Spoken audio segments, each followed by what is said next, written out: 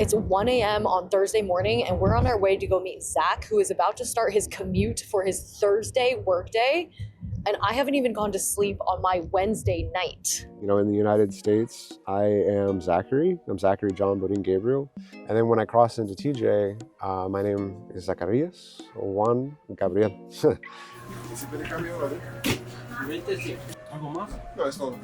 Zach lives in Tijuana, Mexico, and works in San Diego, California. He's a 35-year-old manufacturing technician at a biotech firm about 30 miles north of the border.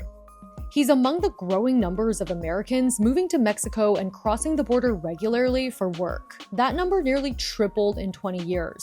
I wake up, my first alarm I think is at like 1:15 a.m. He starts work at 6 a.m., but begins his commute at 2 a.m. to avoid unexpected delays and the lines that start around 3 a.m. If I'm around too many other people who are agitated and angry and upset that they have to cross the border every day, that it's just like a tinderbox for destruction.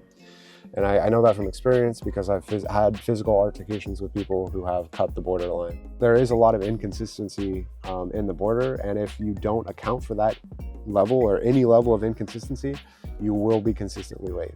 At peak hours, many commuters get stuck at the border for 4, 5, and even 6 hours.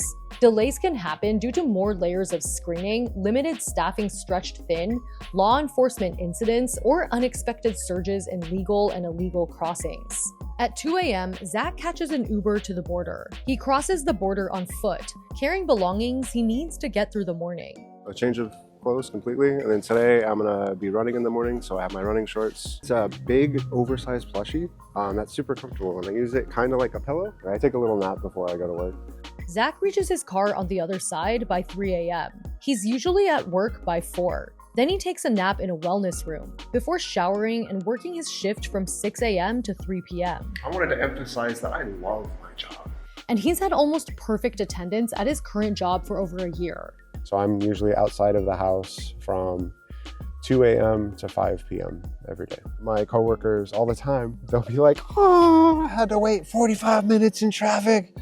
And I'm like, it takes me 45 minutes just to get halfway home. And that's on a good day. And then when I get into TJ, it's another 45 minutes if it's a good day. How are you not burned out? Actually, I'm burned in.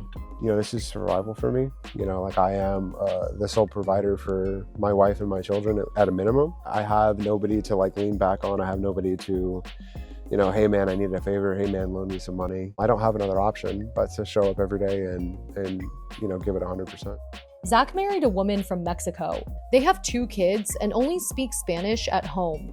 They live with 13 of his wife's family members, who he also helps support. There's a lot of people on the property that I live on that are my family. I'm not buying everybody's diapers, but I'll buy KFC. I'll spend $60 at KFC and buy enough for everybody at home.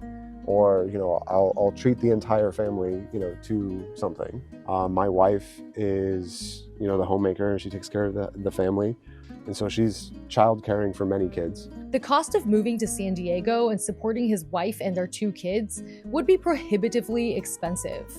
But Zach doesn't live in Mexico just for the cost savings. It's actually a quality of life issue too. Pulling my kids and my wife away from their core support system to go into a core support system that doesn't exist because I don't have anybody in the US, I don't have family or anybody else that I can lean on. It just doesn't make sense. Zach was born and raised in Los Angeles, but is estranged from his family. Now Mexico is home, and it's required some survival adaptations. Me and my wife don't want to leave where we live. The moment that I cross the border, I'm free, I'm home. When I first moved there, I had been taken advantage of a couple of different times.